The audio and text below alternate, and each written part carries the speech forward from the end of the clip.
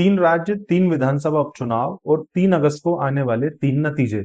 लेकिन पूरे देश में सबसे ज्यादा राजनीतिक चर्चा जिस सीट की है वह है मध्य प्रदेश की दतिया विधानसभा। क्या भाजपा की रणनीति सफल होगी?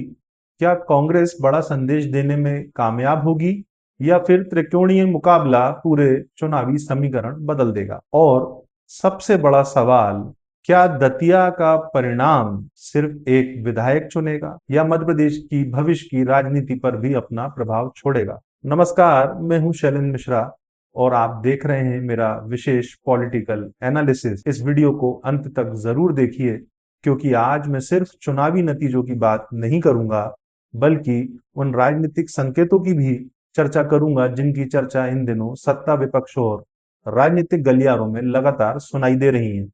3 अगस्त को मध्य प्रदेश, बिहार और गुजरात की 3 विधानसभा सीटों के नतीजे आएंगे।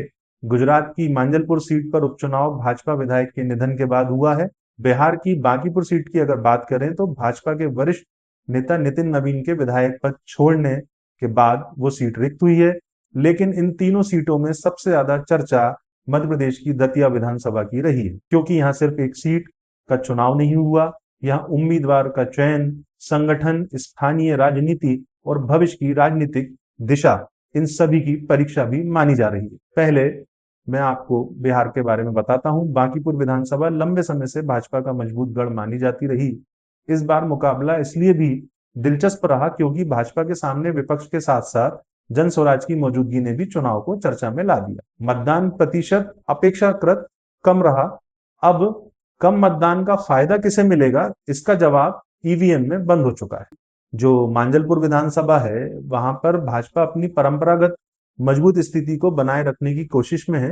राजनीतिक पर्यवेक्षकों के अनुसार यहां भाजपा अपेक्षाकृत मजबूत स्थिति में दिखाई देती है। हालांकि अंतिम फैसला हमेशा मतदान का ही बाद मतदाता का ही होता है। सबसे चर्चित दतिया सीट पर यह सीट कांग्रेस विधायक राजेंद्र भारती के अयोग्य होने के बाद रिक्त हुई। उपचुनाव की घोषणा से पहले राजनीतिक गलियारों में यह धारणा बन चुकी थी कि भाजपा यहां से पूर्व गृह मंत्री डॉक्टर नरोत्तम मिश्रा को अपना उम्मीदवार बना सकती है।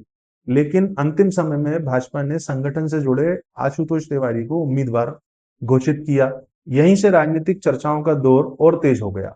डॉक्टर नरोत्तम मिश्रा का टिकट क्यों नहीं हुआ, इसको लेकर अलग अलग तरह की राजनीतिक चर्चाएं सामने आती रही। भाजपा ने इसे अपना संगठनात्मक निर्णय बताया, वहीं राजनीतिक विश्लेषक अलग अलग कारण बताते हैं। कुछ लोग स्थानीय चुनावी फीडबैक की बात करते हैं, कुछ